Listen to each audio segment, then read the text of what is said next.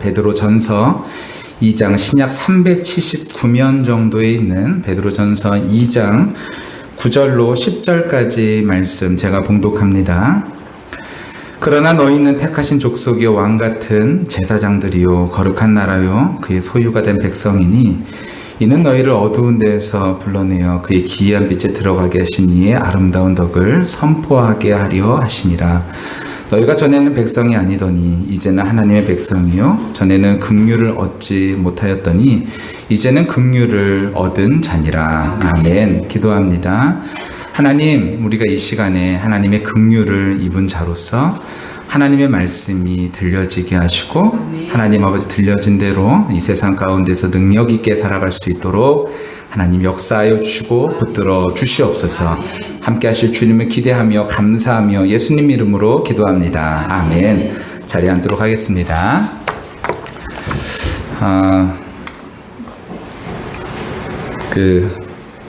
머리가 멋있죠? 우리 박도희 성도님께서 머리를 제 머리에 대한 부담이 있으셨나 봐요. 그래서 제 머리를 어떻게든 빨리 좀 이렇게 해줘야 된다라는 생각이 있으셨던 것 같습니다. 그래서 제 머리를 해주셨어요. 여러분 잘 모르실 수 있어요. 제가 그때의 제 감정이 어떤지 여러분은 잘 모르실 겁니다. 제가 이 감정 표현을 잘 이렇게 못하고 잘 안 하는 성격이라서 그런 건지 모르겠는데요. 제가 우리 박도희 선생님한테 근데 머리를 자르면서 그렇게 말씀드렸어요. 제가 지금 기분이 얼마나 좋은지 모르시죠? 그랬더니 좋냐고 저한테 물어보시더라고요. 그래서 지금 너무너무나 좋다고 이렇게 말씀을 드렸어요. 사실은 제가 이제 머리를 이렇게 파마를 하는 이유는요. 아침에 이제 새벽에 제가 일어나면 머리가 눌려서 새벽 예배를 가면 좀 그렇잖아요. 그래서 그게 싫어서 머리를 감아야 되는데 감고 나면 아침에 제가 와서 운동을 하거든요. 근데 운동을 하면 또 땀이 나니까 또 감아야 되고 그리고 나서 저녁 때쯤 되면은 여름 같은 경우는 또 감아야 되고 그럼 최소한 하루에 3번을 머리를 감아야 되는데 그러다 보니까 머리가 완전히 푸석푸석해지고 안 좋더라고요. 근데 파마를 하니까 이렇게 아침에 좀 눌려도 이렇게 좀 하면은 다시 이렇게 머리가 좀 살아나더라고요. 그래서 이제 파마를 하는 것입니다. 저희 시원이는 제가 파마한 머리가 좀 싫대요. 그래서 자기는 아빠하고 똑같이 머리 할래? 그랬더니 시원이가 아니야 나는 이 머리가 좋아 라고 말하면서 저 머리를 끝까지 고수하려고 하더라고요.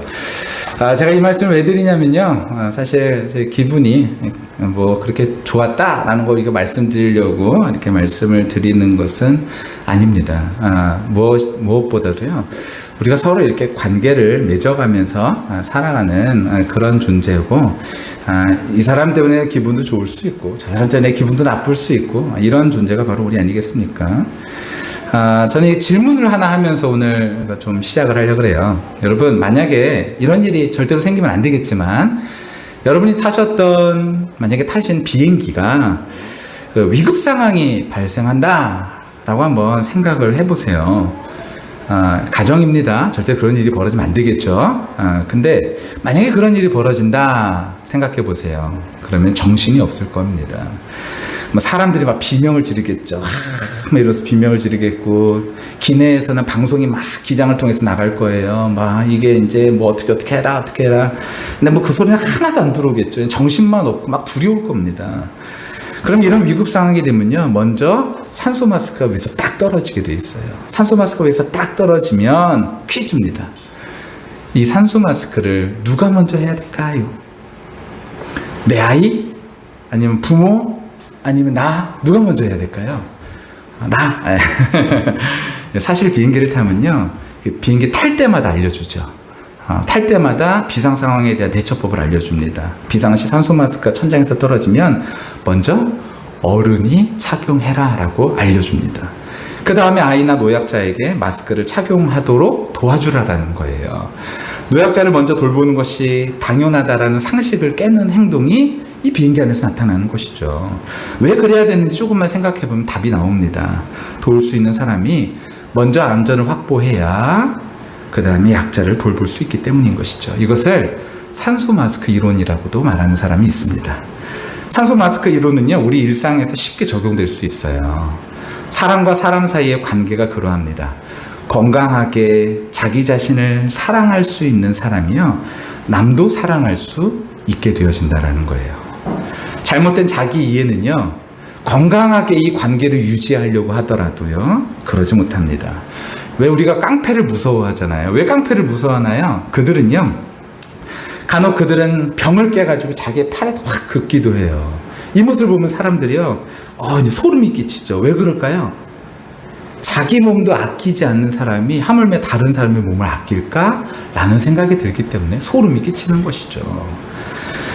그러니 내가 누구인가를 바르게 알고 나 자신을 귀하게 여길 수 있는 것은 개인의 삶의 유익뿐만 아니라 타인과의 삶의 관계에서 굉장히 중요한 것이 되어진다는 거예요.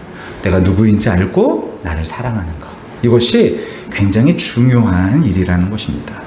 여러분, 그럼 여러분 자신을 어떻게 설명하실 수 있으세요? 다른 사람에게 나를 설명한다 그럼 어떻게 설명하실 수 있으세요? 여기 계신 분들 중에 이렇게 설명하실 수 있는 분들 계실 거예요. 나 누구누구 엄마입니다. 그렇다면요, 바로 그 자녀 누구누구가 없다면 여러분도 없나요? 그렇지 않아요. 그렇다면 누구누구의 엄마라는 나 자신의 소개는요, 좀 불완전한 자기 소개가 되어지는 것입니다. 나 어디 직장에 다녀요. 이것도 마찬가지예요. 그렇다면 그 직장을 그만두는 순간 나의 정체성이 달라져야 되나요? 그렇지 않아요. 그렇지 않고 그렇지 않아야 됩니다. 어떤 사람은 지금 타고 다니는 차나 살고 있는 집이 자신이 누구인지를 대신 말해주는 것처럼 이야기하는데 정말로 그 정도로 우리를 소개할 수 있을까요? 그렇지 않다라는 거예요. 제가 소개할 글이 하나 있는데 짧은 글인데 제가 읽어드릴게요. 삶이 어떤 길을 걸어가든지 늘 그대가 어디로 가고 있는가를 생각하라. 그리고 나는 누구인가라는 근본적인 질문에서 달아나지 마라. 슬프면 때로 슬피 울라. 그러나 무엇이 참 슬프게 만들었는가를 생각하라. 그대가 어디로 가고 있는지 모르고 또 자신이 누구인가를 알려고 하지 않는 것. 그것이 참 슬픈 일이다. 우리 자신이 누구인지를 모르고 그냥 바삐 살다가 매일 닥치는 일들 가운데에서 또 닥치고 때로는 슬펐다가 좋았다가 그렇게 살지 말고 우리가 누구인지를 잘 알고 그대로 살아가라 라고 얘기하는 것이죠. 여러분, 우리의 삶의 절망 중요한 것은요, 우리가 오늘 소유하고 있는 소유물이 아닙니다. 내가 얼마나 오늘 소유하고 있느냐, 내가 무엇을 소유하고 있느냐, 그것이 중요한 것이 아니라 나 자신이 누군가라는 그 질문에 대한 답이 나에게 있는가 없는가, 이것이 중요하다는 거예요. 여러분은 누구이십니까? 이 시간에 이 질문에 대해서 답하실 수 있는 우리 모두가 다 되어졌으면 좋겠습니다. 오늘 본문에서요, 하나님은 베드로 사도를 통해서 우리가 누구인지를 알려주고 있습니다. 우리가 누구인가? 우리는요, 바로 하나님께서 택한 사람이다 라는 것이에요. 우리가 누구라고요?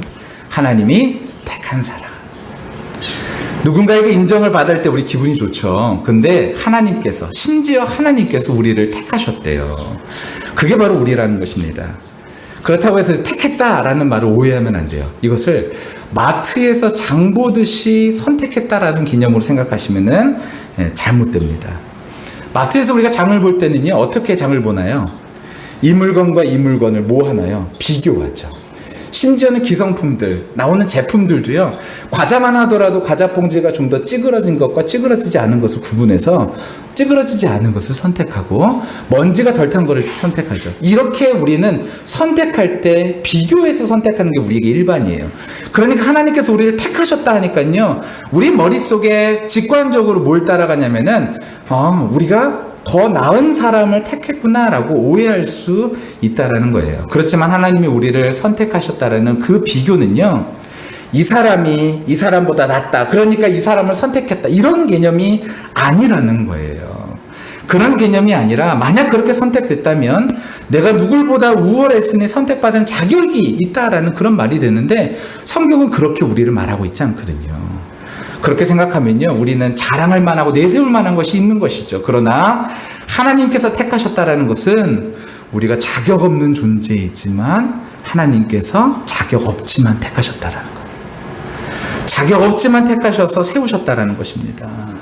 하나님의 은혜로 그리스도 예수 안에서 하나님의 자녀로 세워주셨다라는 거예요. 우리가 이것을 어떻게 하나요? 이것이 성령께서 우리의 마음속에 말씀해 주신다는 거예요. 세상 사람들한테 당신은 정말 죄인입니다라고 말하면 세상 사람들이 그걸 말을 듣고서는 나 죄인이에요 이렇게 말하나요? 대부분 그렇게 말하지 않아요. 근데 여러분, 저희 어머니가 자주 보시는 TV 프로그램 중에 하나가 있는데 금쪽 같은 내 새끼가 있죠. 그 금쪽 같은 내 새끼 여러분 보시는지 모르겠어요. 거기에서 보면요, 항상 자녀의 문제는 다 뭐라고요? 오해입니다. 이유가 있는 행동이었던 거예요. 다들 맨 처음에는 아이를 보면서 쟤 왜 저래? 엄마 너무 힘들겠다.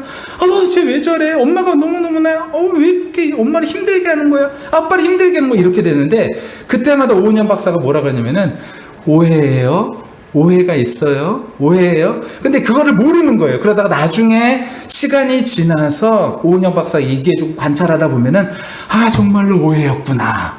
그러면서 엄마들이 대부분 뭐 해요? 그 금쪽 같은 내 새끼에서 마지막은요, 엄마들이요, 답답함으로 왔다가 마지막에는 엄마들이 다 울면서 가는 거죠. 내가 정말로 잘못했었구나. 내가 엄마가 아니었구나. 엄마 노릇 내가 제대로 못했구나. 라고 하면서 우는 것이죠. 여러분, 하나님께서 우리 마음속에 말씀해 주실 때도 마찬가지예요. 내가 정말로 죄인이다? 세상 사람 누가 그렇게 말하겠습니까? 그런데요, 우리가 하나님 앞에 비추어 보니까 내가 정말로 잘못한 게 많은 거예요. 내가 정말로 틀린 모습들이 많은 거예요. 근데 이런 것들이 나에게 있는데도 불구하고 하나님께서 나를 어떻게 주셨다는 거예요? 택해 주셨다라는 것이요. 이것이 믿음으로 받아들여지면서 이것이 감사로 내 안에 여겨지게 되어진다는 것이죠. 여러분, 하나님은요, 우리를요, 비교해서 택하신 것이 아니라 우리를 일방적으로 사랑해 주셔서 택해 주셨다라는 거예요. 이를 통해서 우리는요, 우리 자신이 비교 불가한 존재라는 것을 깨달아야 됩니다. 하나님은 나를 어떤 존재와 비교하지 않으신다라는 걸 또한 기억해야 돼요. 이 사람과 이 사람을 비교해가지고 나를 더 사랑하느냐 덜 사랑하느냐가 아니라는 거예요. 늘 비교하며 자신을 불행하다고 말하는 한 여자의 이야기를 들려드리겠습니다. 이 사람은요, 자신의 아이가 친구에게 뒤지는 것을 절대로 용납하지 못하는 그런 마음이 있었어요. 한 번은 자기 자녀가 학년 초에 시험을 봤는데 전과목 100점을 맞은 거예요. 어머니의 닭딸의 아이는요, 다른 아이보다 굉장히 열심히 공부를 해가지고 100점을 맞아온 것이죠. 시험을 치고 온 아이에게 엄마가 물어봤어요. 너 오늘 몇 점 맞았어? 그랬더니 이 아이가 대답합니다. 100점이요. 그랬더니 엄마가 뭐라고 물어보는 줄 아세요? 옆집에는 몇 점 맞았어? 걔는 90점이요. 이 정도 됐으면 엄마가 잘했다고 칭찬해 줄 줄 알았는데 엄마가 다시 질문합니다. 오늘 시험에 몇 명 100점 맞았어? 이렇게 물어보는 거예요. 단순한 100점으로는 만족이 되지 못하는 것입니다. 유일한 100점이 되어져야 되는 것이죠. 몰라요. 내가 그걸 어떻게 알아요? 그것도 몰라? 시험이 쉬웠겠지. 그러니까 너도 100점 맞은 거 아니야. 이런 사람은요, 어떤 상황에 대해서도 감사할지 모릅니다. 어떤 상황에 대해서도요, 이거에 대해서 감사할지 모르죠. 왜냐하면 비교하기 때문에 그러합니다. 이 말을 듣고 있던 남편이요, 말합니다. 아니 100점이면 됐지 뭘 더 바래. 그러니까 이 남편에게 쏘아붙이죠. 뭐라고 쏘아붙여요? 그러니까 당신도 그 모양이지. 아침 남자 봐. 부장이지. 돈 잘 벌어오지. 인간성 좋지. 아이들 교육에 신경 써주지. 그러니까 당신은 안 되는 거야. 이런 무슨 말이에요? 싸우자 이거죠. 남편도 참지 못해서 말합니다. 그런 당신 학교 다닐 때 1등 한 번 해본 적은 있어? 맨날 100점은 맞았냐고. 100점 한 번이라 그럼 맞아보긴 해본 거야? 라고 얘기하면서 싸움이 시작된 것이죠. 여러분, 불행해지는 확실한 방법이 하나 있어요. 그건 뭐냐면요, 비교죠. 불행해지고 싶으시면요, 비교하시면 됩니다. 다른 사람과 비교하는 순간 행복은 멀어집니다. 근데요, 행복의 적이요, 다른 곳에 있지 않고 비교에 있다라는 거예요. 자신보다 우월한 사람을 보면요, 어떻게 되는 거예요? 이런 사람은요, 열등감에 빠지는 거예요. 그리고 자기보다 조금 낮은 사람을 보게 되면요, 자기가 판단이죠. 이것도 전부 다요. 그런 사람 보면요, 우월감에. 그렇다가 그러니까 엘리베이터를 타고 내릴 때 달라지는, 엘리베이터를 타기 전에 기다리는데 굉장히 훤칠해 보이는 사람 보면 이게 주눅 들었다가 엘리베이터 탔는데 거기 안에 조금 이렇게 좀 왜소해 보이는 사람 보면 또 다시 또 우월해졌다가 다시 또 주눅 들었다가, 왜 아무도 그 사람을 건드리지 않는데 그 사람의 감정이 오르락 내리락 오르락 내리락 하는 것이죠. 비교의 눈, 비교 프레임이 바로 이런 함정을 만들어서 우리로 하여금 불행해질 수밖에 없게 만든다는 거예요.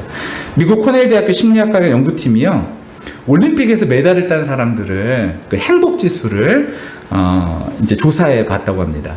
그러니까 동메달을 딴 사람 먼저 말씀드릴게요. 이 사람이 10점 만점에 행복 지수가 몇 점 나왔냐면 7점 나왔대요. 동메달 딱 따는 순간 10점 만점에 행복 지수가 7점 나왔대요. 동메달이. 그럼 은메달은 몇 점 정도 될까요? 정확히 여기에 보면 7.1점이라고 되어 있어요. 은메달은요, 더 높아야겠죠. 한 8.9점? 은메달은요 4.8점이 나왔다고 합니다. 은메달이 오히려 더 낮게 나온 거예요. 왜 그럴까요? 은메달을 딴 사람은요, 금메달하고 비교하면서 행복지수 뚝 떨어진대요. 근데 동메달을 딴 사람은요, 내가 동메달이라도 따서 감사하다, 이렇게 되는 거죠. 그래서 여러분 그 올림픽을 보세요. 올림픽을 보면 실제로요, 동메달을 딴 사람들은 와 환호해요. 근데 은메달을 딴 사람은요, 막 이런다고요. 근데 물론 아쉬울 건 있죠. 왜 아쉽지 않겠어요? 열심히 노력했으니까 아쉬운 건 있죠. 하지만 그것이요, 그대로 행복지수로 연결되어지면서 자신 자체를 불행하게 만든다라는 거예요. 행복의 가장 큰 적은요, 비교이고 어디를 기준으로 하느냐에 따라서 행복을 느끼는 정도가 달라진다라는 거예요. 그런데 우리의 신앙생활을 그와 같이 할 수 있다라는 거예요. 하나님이 나를 사랑하신다, 이것으로 끝나야 되는데 여기를 계속 비교하는 거예요. 다른 사람은 하나님이 사랑하신다 그러니까 이것도 말 잘 되는 것 같고 저것도 잘 되는 것 같고, 근데 왜 나는 난 사랑하신다 그러는데 왜 나한테 이런 일이 벌어지지? 계속 비교하는 것이죠. 흥미로운 실험을 하나 더 말씀드릴게요. 하버드 학생들에게 두 지역, A라는 지역과 B 지역이라는 지역 둘 중에 어디에 살래? 라는 질문을 했대요. A 지역, 여기는요, 너는 여기에서 5천만 원을 평균 1년에 벌 수 있어. 그리고 다른 사람은 이 지역에서 2,500만 원을 벌어. B 지역, 너는 여기에서 1억을 벌 수 있어. 근데 여기에 다른 사람은 2억 5천을 벌어. 어디 살래? 이렇게 물어봤어요. 근데 사람들이 어디를 택했을까요? 여기는 5천만 원을 벌고 여기는 1억을 버는 거잖아요. 근데 상대적으로 여기는 나보다 다른 사람들이 반을 버는 거고, 여기는 나보다 다른 사람이 거의 2배 이상을 버는 거예요. 사람들이 어디를 선택했을까요? 잘 아시는 대로 여기를 선택해요. 5천만 원을 선택한다는 거예요. 1억을 선택하지 않고. 왜 그러냐면은 비교하기 때문이죠. 연구 결과 급여를 비교하는 사람들, 특히 직장 동료보다는 친구나 가족의 급여와 비교하는 사람들은요, 삶의 만족도가 굉장히 낮다라는 것이 나타났다는 거예요. 연구팀은요, 자신의 급여를 다른 사람과 비교하는 데 집착할수록 자신의 삶의 만족도와 생활 수준을 낮게 생각해 우울증에 빠지기 쉽다고 강조하고 있습니다. 그러면서 이렇게 조언해요. 행복해지기를 원한다면 먼저 비교의 늪에서 벗어나야 된다. 근데요, 신앙생활도 이렇게 하는 사람이 있다는 거예요. 신앙생활을 하면서도 여전히 비교하는 거죠. 여전히 또 비교하고 또 비교하고, 나는 왜 은사가 없는가? 근데 반대로요, 어떤 사람은 나는 다른 사람보다 은사가 많아, 이러면서 누군가는 열등의식에 빠지기도 하고 누군가는 우월의식에 빠지기도 하죠. 여러분, 이러한 것이 하나님의 뜻일까요? 그렇지 않아요. 흔히들 이런 얘기들 하죠. 권위, 그렇죠? 목회자의 권위, 아니 말씀의 권위, 이런 얘기 하잖아요. 여러분, 하나님께서요, 누구를 세우실까요? 하나님께서 세우신 사람은 그 입술에 권세가 있을까요, 없을까요? 있을 때도 있고 없을 때도 있어요.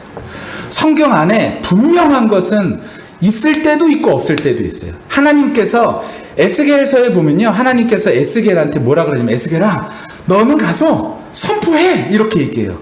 너는 가서 선포해, 그들에게 가가지고 심판을 선포해라 라고 얘기해요. 근데 성경에 보면요, 에스겔의 혀가 어떻게 되냐면요, 입천장에 딱 하고 붙었대요. 근데 입천장에 붙었다라는 말은 당시에 어떤 표현이냐면은 그의 말이 권위가 떨어졌다라는 거예요. 사람들이 듣지 않았다라는 표현을 이렇게 쓰고 있다라는 거예요. 입천장에 혀가 붙었다.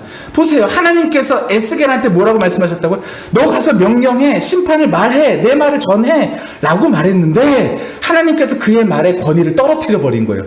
그래서 사람들이 듣지 못하게 만든 거예요. 근데 우리는 이런 것들을 몰라요. 그리고 나서 무슨 생각을 하냐면은, 목사님이 아니면 어떤 사람이 권위가 있다, 그러면 하나님께서 그 사람이 말하면 그 사람 말을 다 듣게 된다.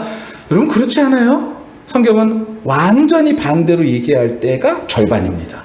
하나님은요, 듣게도 하시고 안 듣게도 하세요. 하나님께서 이 사람을 권위를 세우기도 하시고 안 세우기도 하십니다. 중요한 것은 무엇이냐면은 하나님께서 그 모든 일을 통하여서 하시기를 원하시는 일이 있다는 거예요. 하나님께서 영광 받으시기를 원하신다라는 거예요. 여러분, 근데요, 이런 사실을요, 우리는 어떻게 생각하냐면요, 하나님 언제 영광 받으실까요, 여러분? 언제 영광 받으실까요? 내가 잘 되면 영광 받으실까요? 아니, 내가 못 되면요, 영광 못 받으실까요? 성경에서요, 하나님은요, 언제 영광 받으시냐면요, 하나님은 언제든지 영광 받으세요. 내가 잘 돼도 하나님 영광 받으시는 거고요, 내가 못 돼도 하나님 영광 받으시는 거예요. 근데 중요한 건 뭐냐면요, 잘 되고 못 되고 내 성취 자체가 문제가 아니라 내가 그 순간에 하나님의 말씀을 따라서 살아가느냐 안 살아가느냐를 따라서요, 이 사람을 통해서 영광을 받기도 하고 안 받기도 하시는 것이지, 이 사람이 잘 돼가지고 영광을 받고 못 돼가지고 영광을 안 받고 그런 내용이 아니라는 거예요. 그런데 우리는 신앙생활하면서도 계속해서 비교해요.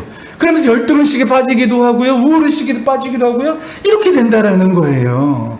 근데 우리가 누구라고요? 하나님께서 고르고 고른 존재가 바로 우리라는 것입니다. 비교해서가 아니라 하나님께서 심사숙고해서 하나님으로, 하나님의 사람으로 그렇게 선택한 사람이 바로 우리라는 거예요. 하나님이 비교를 거절하셨죠. 하나님은 비교를 거절하셨어요. 그럼 우리도요, 비교 당하는 걸 거절해야 되고, 우리도 비교하는 것 자체를 거절해야 되는 것이죠. 두 번째로 하나님은요, 베드로 사도를 통해서 두 번째로 우리를 누구라고 설명하고 있냐면요, 왕 같은 제사장이라고 설명하고 있어요. 왕이면서 제사장이, 우리가요. 왜냐하면 이 세상의 왕이 누구시냐면 성경에서 말하기를 하나님이시라고 말하죠. 근데 우리가 누구냐면 하나님의 자녀다라고 말해요. 그럼 우리가 누구냐? 하나님의 자녀의 그 기업을 이을 자, 바로 왕이 되어질 수 있다라는 거예요. 그러면요, 하나님의 자녀라는 것은 하나님의 뜻을 나타내는 사람들이죠. 이러한 책임과 권리가 있는 사람이 바로 우리라는 거예요. 그럼 우리는요, 이 세상에 나가서 하나님의 뜻을 어떻게 해야 되는 거예요? 가르쳐야 된다는 거예요. 하나님의 뜻이 뭐예요? 사람들이 말하는 것처럼요, 비교하고 욕심대로 살아가고 욕망대로 살아가고 막 이런 것들을 가리키는 것이 아니라 우리는 가르칠 필요가 있다라는 거예요. 무엇을요? 하나님의 말씀을, 하나님의 사랑을 가르칠 필요가 있고, 또한 그것을 지켜 행하며 살아갈 수 있도록 가르쳐줘야 된다라는 거예요. 여러분, 이것이 우리를 하나님께서 왕 삼아주셨다라는 이야기의 표현인 것입니다. 여러분, 그리고요, 제사장 삼아주셨대요. 제사장은 죄인들을 하나님께로 인도하는 사람들이죠. 구약시대의 제사장은요, 사람들과 하나님 사이를 연결해주는 다리와 같았어요. 그래서 이 사람들의 죄를 끌고선 하나님 앞으로 나가는 거예요.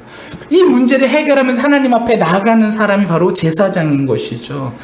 세상에서 하나님을 모르는 사람에게 하나님을 전하는 일, 그 일이 우리에게 맡겨진 사명이다라는 것입니다. 제사장직이 얼마나 큰 영예인지 구약을 할 때 우리는 이해할 수 있는데요, 구약시대의 경우 사람들은 하나님께 직접 나가 예배를 드리지 못했죠. 대신 제사장이 하나님과 죄인들 그 사이에서 중재자가 되어줬던 것입니다. 물론 제사장이라고 해서 하나님 앞에 언제나 쉽게 나갈 수 있었던 것도 아니에요. 근데 하나님께서는요, 베드로 사도를 통해서 우리를 왕 같은 제사장이라고 말하고 있어요. 여러분, 믿기시지 않겠지만요, 여러분, 우리가 누구라고요? 왕이래요. 우리가 하나님 나라의 왕 같은 존재래요. 그리고 우리가요, 그 하나님 나라의 제사장이라는 거예요. 그러면요, 우리는요, 세상에 나가서 왕처럼 살아야죠. 어떤 왕이요? 그냥 권위를 가진 왕이요? 아니요. 예수님이 권위를 가지고서는 막 이렇게 했던 것이 아니라 그들에게 사랑을 베풀고 하나님의 뜻을 알려줬던 것처럼요, 우리도 그 예수님을 본받아 이 세상 가운데서 그 하나님의 사랑을 나타내는 것이죠. 여러분, 이 사랑을 받은 사람은요, 이 사랑을 할 수밖에 없어요. 제가 그걸 언제 깨달았냐면 어제 저녁에 정말로 뼈저리게 다시 한번 깨달았습니다. 어떻게 깨달았냐면요, 저녁에 9시 반에 전화가 왔어요. 제가 저녁에 전화가 오는 걸 잘 안 받는데 전화가 왔는데 핸드폰 번호로 왔길래 제가 받았어요. 받았는데 그 사람이 그러더라고요. 아, 목사님, 여기 장애인 단체인데요 라고 얘기하면서 전화가 왔어요. 사실은 그 단체에서 저한테 전화가 온 게 한두 번은 아니에요. 제가 그 번호를 알고 있었는데 제가 잊어버린 거예요. 한동안 전화가 안 왔기 때문에 잊어버렸었어요. 왜냐하면 제가 한두 번 도와드렸던 건 아니었거든요. 몇 번을 도와드렸는데 또 전화오고 그러는데 한 번 도와드릴 때 한 12만 원 정도를 도와드려야 되니까 저에게는 부담이죠. 근데요, 제가요, 그러다 보니까 이 전화를 올 때마다 그 전화를 제가 이제 안 받으려고 그랬었어요. 근데 제가 까먹고 그 번호를 기억하지 못하고 전화를 받은 거죠. 근데 전화를 받아가지고 그분이 그렇게 얘기하시더라고요. 목사님, 저희가 이번 코로나로 인해서 원래는 한 200명 정도가 근무했던 곳인데 지금 너무나 어려워져서 이제 20명 남았는데 너무 힘들어요. 저희 단체 좀 도와주세요. 장애인들 좀 살 수 있도록 도와주세요. 라고 얘기하는데요. 예전 같았으면 저번에 한번 도와드렸잖아요. 저도 힘들어요. 라고 말하면서 전화를 끊었을 텐데 갑자기 옹결이가 생각나면서 거절할 수가 없더라고요. 예, 그러면 그 단체의 그 어떤 나타낼 수 있는 공신력이 있는 그런 서류들을 저에게 좀 보내주세요. 그러면은 제가 그것을 보고 생각해보고 도와드릴게요. 그랬더니 그런 건 문제 없습니다. 그러면서 저한테요 서류들을 막 보내오시더라고요. 그러면서 그게 진짜로 단체가 현재 있는 단체고 현재 활동하고 있는 단체라는 것을 저도 확인을 했습니다. 제가 그것을 예전에는 도와주려고 그래도 제 마음속에 한켠에서 그걸 못 도와줬었는데 옹결이를 보다 보니까 도와줄 수 있겠더라고요. 하나님께서 우리를요 왕같은 제사장 삼아주셨다라는 것은 우리로 하여금 하나님의 마음을 알고 그 하나님의 마음을 느낄 때 우리도 하나님의 마음으로 그들을 보살피고 사랑할 수 있게 만들어주신다라는 거예요. 우리가 그들에게 강압적으로 왕이 되어가지고 막 누른다라는 개념이 아니라요. 하나님의 사랑으로 그들을 보담고 사랑할 수 있는 그런 존재로서 하나님께서 우리를 만들어 가셨다라는 거예요. 이러한 존재들은요, 특징이 있죠. 거룩합니다. 거룩을 추구해요. 하나님의 말씀을 추구하는 삶을 살아가죠. 그래서 제사장들의 이마에는 뭐라고 써있냐면 여호와께 성결, 거룩이라는 단어를 이마에다가 이렇게 붙이고 다녔었죠. 그리고 나서 거룩하게 살아가는 모습으로 사람들에게 보여줬다라는 거예요. 여러분, 우리가요 누구냐면요, 바로 이 세상 가운데에서 제사장이라는 거예요. 그럼 이 세상 가운데 하나님의 그 성결을, 하나님의 그 거룩을요 보여주기를 하나님께서 원하신다라는 거예요. 나를 통하여 하나님의 뜻이 이루어진다라는 것은 내가 밖에 나가서 하나님의 뜻을 사람들에게 보여주는 첫 번째 사람이 되기를 원하신다라는 거예요. 그래서 내가 하나님의 뜻을 따라서 지키고 순종하며 살아가는 모습을 사람들에게 보여주기를 원한다라는 것이죠. 그런데 한국교회가요 그것을 얘기하지 않아요. 한국교회가 뭐만 얘기하냐면 우리가 구원받았다라는 이야기만 하죠. 근데 오늘 본문을 자세히 한번 보세요. 제가 오늘 본문을 9절을 한번 읽어드릴 테니까 자세히 한번 보시기 바랍니다. 그러나 너희는 택하신 족속이요 왕같은 제사장들이요 거룩한 나라요 그의 소유가 된 백성이니 이는 너희를 어두운 데서 불러내어 그의 비한 빛에 들어가게 하신 이 아름다운 덕을 선포하게 하려 하십니다. 이거 말씀 좀 띄워줄래요? 이러한 일들을 하신 이유가 있다라는 거예요. 보세요. 목적이 있는데 왜 우리를 택하시고 왜 우리를 왕같은 제사장으로 삼으셨냐면, 그러니까 그것을 어떻게 삼으셨냐면 기이한 빛에 들어가게 하시니, 그러니까 여기서 기이한 빛이라는 것은 그리스도의 참 생명의 빛으로 왜 우리를 들어가게 하셨느냐, 이것 삼게 하기 위해서 제사장, 나라, 택한 족속 하나님께서 삼기 위하여 우리를 그리스도 예수 안에서 그 죄사함의 공로로 우리를 하나님께서 깨끗하게 해주셨다라는 거예요. 근데 그 일들을 이루신 이유가 있다라는 거예요. 목적이 뭐냐면은 그 빛에 들어가게 하신 이의 아름다운 덕을 선포하게 하시기 위함이다라는 거예요. 그러니까 우리를 하나님께서 구원해 주신 이유는요, 하나님의 영광을 드러내면서 살기를 원하셔서 그런 거예요. 내가 그냥 혼자 구원받아가지고 나 좋다, 나 천국에 간다, 이런 개념 때문에 하나님께서 우리를 구원해 주셨다라고만 생각한다면 문제가 있는 거예요. 우리를 구원해 주신 이유는요, 세상에 나가서 하나님의 뜻을 나타내 보이고 하나님의 영광을 나타내 보이며 하나님께서 이러한 나도 하나님께서 구원해 주셨다, 하나님께서 이러한 나도 하나님 구원해 주셔서 이러한 일들을 맡겨주셨다 라는 사실들을 증언하게 하기 위해서 하나님께서 누구를 사용하시느냐, 가장 죄인을 사용하신다라는 거예요. 내가 가장 죄인입니다라고 말하는 사람을 선택하셔서 하나님께서 그와 같이 사용해 주신다라는 것이죠. 저희 시원이 유나가 어저께 누가 와가지고 얘네를 데리고 나갔었어요. 그래서 얘네들 시원이 유나하고 함께 좀 놀아주겠다고 그러면서 오늘 같이 나가가지고 한 몇 시간 이제 놀다가 들어왔는데, 이제 청년들인데 그 청년들이 저같이 성경 공부하고 있는 청년들인데 그 청년들이 이렇게 얘기하더라고요. 제가 정확한 내용이 기억이 안 나서 제가 문자로 어저께 어떤 거를 제가 좀 읽어드리면요.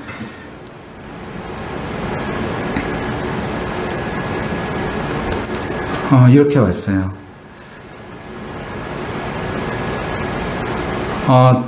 자기 또래보다 어린 아이들에게 놀아주고 참 배려 깊고 세심함이 느껴졌어요. 그리고 시원이는 유나를 통해서 하나님의 배려 깊고 세심한 사랑을 또한 느끼게 됐습니다. 시원이 유나가 밖에 나가서 그 아이들하고 놀아줬대요. 거기 있는 그 아이들, 꼬맹이들하고 같이 방방이도 타주고 좀 놀아줬대요. 근데 대부분 아이들이 나가면요, 막 방방이 혼자 타고 혼자 놀라 그러잖아요. 근데 시원이 유나는요, 집에서부터 옹결이랑 놀았던 버릇이 있어서 나가가지고 놀아주고 배려해주고 아이들을 생각해주고 이런 마음들을 이 청년들이 느끼면서 너무 감사했다, 이런 얘기들을 이 아이들에게 배웠다라고 이야기하더라고요.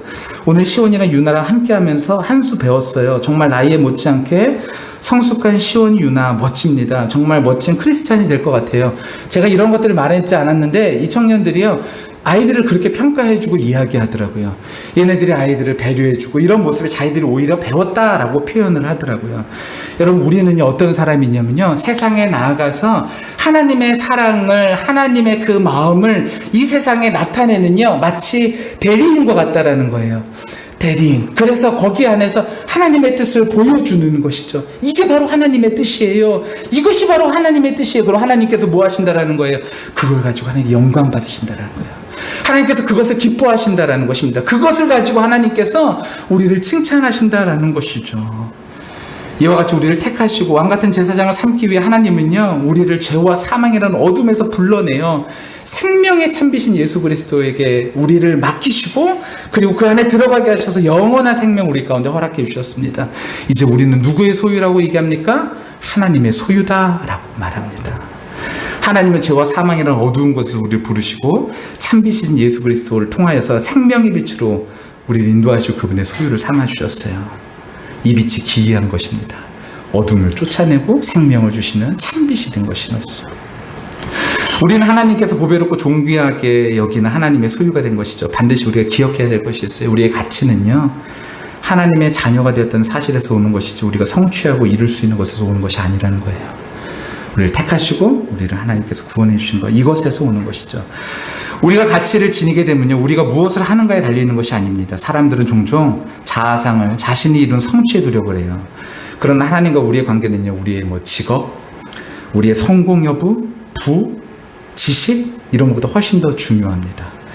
우리는 하나님께서 그분의 소유로 선택하신 자들이며 우리는 하나님을 다른 사람들에게 나타내도록 부름을 받은 사람이라는 거예요. 우리 아름다운 하나님의 은혜를 세상에 알리는 사람들이죠. 이것이 바로 우리입니다. 하나님의 영광을 온 세상에 나타낼 사람. 그런데 다른 사람과 비교하면 우월해졌다고도 열등해지기도 한다니요. 그거는 가당치도 않은 이야기라는 거예요. 하나님은 우리를 하나님의 영광을 나타내는 일에 사용하시고 영광을 받기를 원하십니다. 현대인들의 정신적 질병 중에 하나가 바로 비교의식이에요. C.S. 루이스는요, 비교는 사탄의 가장 무서운 무기다라고 말합니다. 비교가 뭐라고요? 사탄의 가장 무서운 무기. 사탄은 우리 행복을 파괴하기 위해서 비교라는 무기로 공격해와요. 예를 하나 들면요, 어떤 수도사가 있었는데요, 이 수도사를 사탄들이 유혹하기 위해서 큰 금덩어리를 보여주었대요. 근데 수도사가 꿈쩍도 안 하는 겁니다. 두 번째는 아름다운 여인을 보여줬는데도 무표정했대요. 그러니까 더 강력한 무기를 사용하기 위해서 의심이라는 씨앗을 주었는데요, 그런데도 수도사는 변화가 없었대요. 결국 우두머리 사탄이 나섰다고 합니다. 뭐라고 그러냐면은, 그런 방법으로는 수도사를 유혹할 수 없어, 내가 최후의 방법을 동원하겠다. 그러면서 뭐라 그러냐면, 수도사의 귀에다가 네 친구 있지? 걔는 이번에 송재로 피선됐던데? 라고 말하니까요, 이 수도사가 갑자기 벌떡 일어나면서 버럭 화를 내면서 자리에서 일어났다고 합니다. 비교를 초월하기는 쉽지 않아요. 여러분, 우리는 세상을 살면서요, 계속 이런 것들을 보죠. 비교하고 또 비교하고 이걸 보죠. 근데 우리의 시선을요, 계속 돌려야 돼요. 어디로 돌려야 되면 하나님으로 돌려야 돼요. 하나님으로 돌려서 우리가 비교하는 세상 가운데 살아가지만 우리의 가치는 여기에 있는 것이 아니라 하나님께서 우리를 어떻게 생각하시느냐, 여기에 우리의 가치를 두고 살아가야 하는 사람이 바로 크리스찬이라는 거예요. 여러분, 이런 크리스찬이 다 되시기를 예수님의 이름으로 간절히 축원합니다. 아침에 일어날 때 그러니까 우리는 기억해야 돼요. 눈을 딱 뜨자마자 여러분, 다른 생각, 뭐 그런 여러 가지 일정들, 이런 생각 하시기 전에 먼저 기억하세요. 하나님이 나를 택하시고 제사장 삼아 주셨다. 하나님이 나를, 이 무익한 나를 하나님께서 택해 주셨다라는 사실이 여러분 마음속에 확 오는 순간요, 이 하루가 얼마나 힘이 있고 능력이 되어지는지 여러분 경험해 보시기를 간절히 축원합니다. 내 힘으로, 내 원동력으로 살아가는 것이 아니라 이 하나님의 능력으로 살아가는 것이죠. 어려운 일이 닥쳤을 때 또 기억해야 돼요. 아, 내가 이것을 성공하면 어떡하지, 실패하면 어떡하지? 그거 이전에 이 일을 통해 하나님의 영광을 나타내는 방식을 생각하고, 하나님께서 원하시는 방식이 무엇일까를 생각하고, 내가 어떤 존재로 이 땅 가운데 살기를 원하실지를 생각하며 기억한다면 우리는 잘못된 걸음을 많이 걷지 않을 수 있어요. 마지막으로 하루를 마칠 때 우리는 기억해야 됩니다. 하나님의 아름다운 은혜의 그 덕을 내가 오늘 선포하며 살아갔는가, 내가 오늘 얼마나 그 은혜의 덕을 선포했는가, 이것을 생각할 때 우리는 이렇게 될 수밖에 없는 것 같습니다. 이 부족한, 무익한 나를 하나님께서 사용해 주시니 감사합니다. 오늘 하나님의 영광을 드러낸 거 별로 없고 오히려 영광을 가렸는데, 그럼에도 불구하고 나를 이 일에 동참케 하여 주시니, 왕 같은 제사장이라고 말씀해 주시니 감사합니다. 그러면서 내일의 사역을 위해서 우리가 기대하고 다시 한번 바라보면서 힘있게 걸어갈 수 있게 되어진다라는 것이죠. 여러분, 우리가요, 살아가는 원동력이 여기에 있게 되시기를 예수님의 이름으로 간절히 축원합니다. 누군가는 말하더라고요. 내가 직장에 사직서를 내지 않는 이유는 카드 회사에서 오는 통지서 때문이다. 무슨 얘기인지 아시죠? 이 카드 빚이 있으니까 이 사표를 못 내는 거죠. 그래서 이것 때문에 끌려가는 거예요. 평생 일하는 것 자체가 고통이죠, 고난이죠. 근데 하나님께서 우리에게 말씀해 주는 건 이러한 삶이 아니에요. 이렇게 끌려다니는 삶이 아니에요. 끌려다니면서 매일매일 힘들고 어렵게, 내가 오늘도 어떻게 이렇게 이거 삶을 버틸 수 있을까, 이런 삶이 아니라, 원동력이 어디 있냐면 이 세상과 비교하는 그런 삶이 아니라 하나님께서 나에게 주신 그 에너지로 오늘을 살아가는 것, 하나님께서 나를 택하여 주신 그 은혜에 감사하며 살아가는 것, 이것이 나에게 에너지가 되고 힘이 되어지는 순간 우리의 인생은 완전히 달라지게 되어진다라는 거예요. 사랑하는 성도 여러분, 이런 에너지로 살아가게 되시기를 예수님의 이름으로 간절히 축원합니다. 힘들고 어려울 때마다 하나님을 기억하세요. 하나님이 나를 택해 주셨다, 나를 기대하신다, 이 사실이 우리 안에 힘있게 작용하여 내일을, 오늘 당장을, 또한 내일을, 그 다음날을 살아갈 수 있는 힘이 되게 되시기를 예수님의 이름으로 간절히 축원합니다.